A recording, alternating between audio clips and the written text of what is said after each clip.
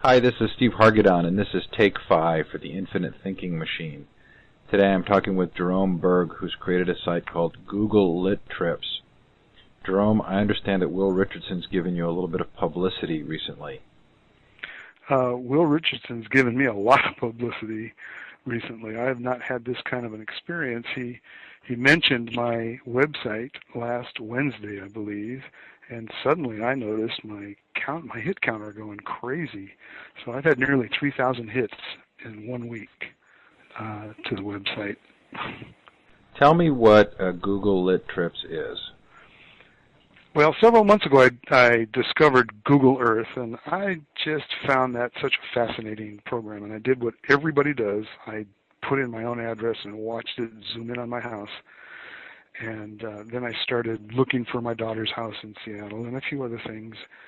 And then I started investigating some of the Google Earth resources and saw a lot of education things happening. And almost immediately I thought, let's track some literature. There's so many works of great literature that where the characters go on what's called a road trip, that why not just plot out the trip and then fill all of the stops with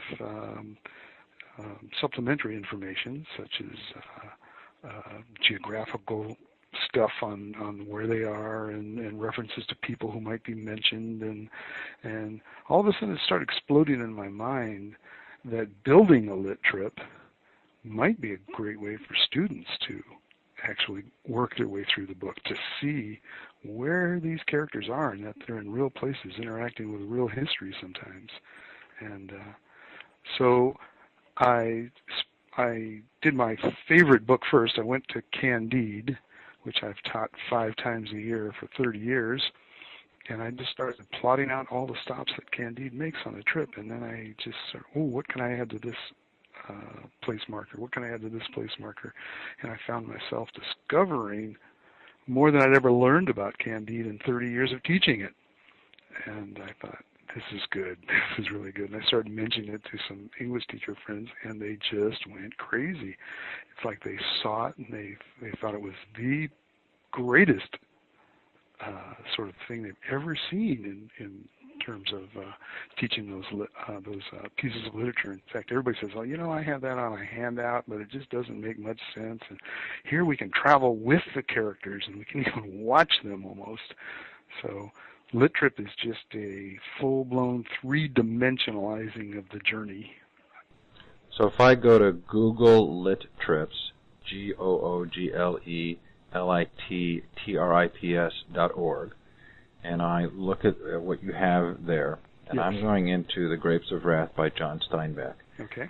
You have a link to a podcast. Yes. So what does the podcast do? So what I decided to do is, what I discovered is some teachers thought it was a beautiful site, but they weren't entirely certain what it was about. People who've been into Google Earth knew right away, but people who hadn't seen it go, well, what is it and what do you do with it? And so I thought, why not have a 1 or 2 minute introduction, or 1 or 2 minute just a description of what was the pedagogy behind this particular trip by the creator of the Lit Trip itself.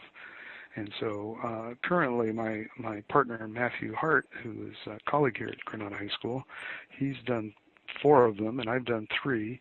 And we each have just anywhere from 40 seconds to a 2 minute, just a little discussion of what was in our minds as we created that Lit Trip.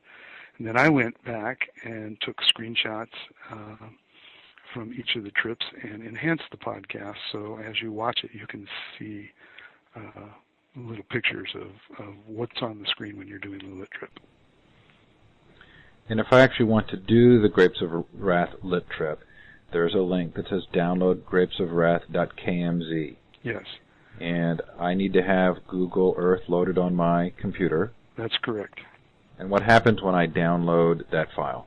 So when you download any of the Lit Trips, they will come to your desktop.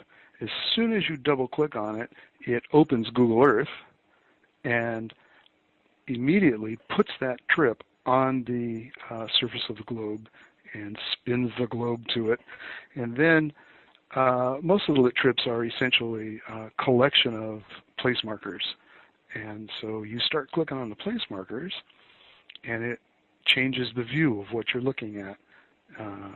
And then you click on the place marker, and you can see what kinds of enhancements we've put at each stop on the journey. We've also done the paths so that you can actually follow the path in the order that they've gone.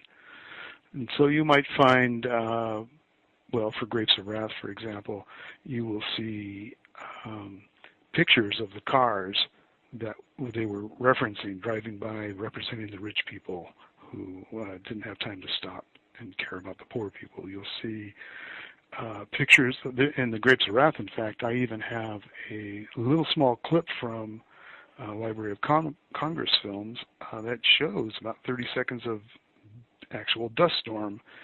And just watching that little clip, I showed it to a few kids. They said, wow, that's not what I was picturing. That is really intense, because the dust storm itself is hundreds of feet high as it comes across the plane towards the camera. So I've always been a proponent of trying to completely surround my students within a piece of literature rather than have them sort of at their desks looking at it as I taught it to them. And so if I can bring them into the pictures, if I can bring them into video, if I can bring them to a scene that has background information, then they begin to almost marinate in the whole environment of the story. It's a wonderful site. Are you looking for other teachers to contribute? Should people contact you if they're interested in building a lit trip? Oh, I certainly hope so. On the very front page, down towards the bottom, I have a little invitation. It's in small print now, but I might make it a little larger.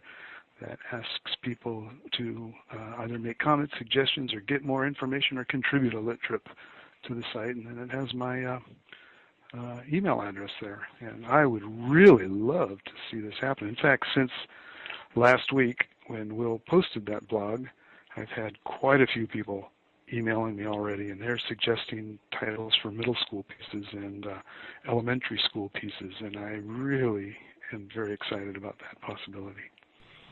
Jerome, you are the infinite thinking machine. All right. Thank you so much for the time. Thank you so much.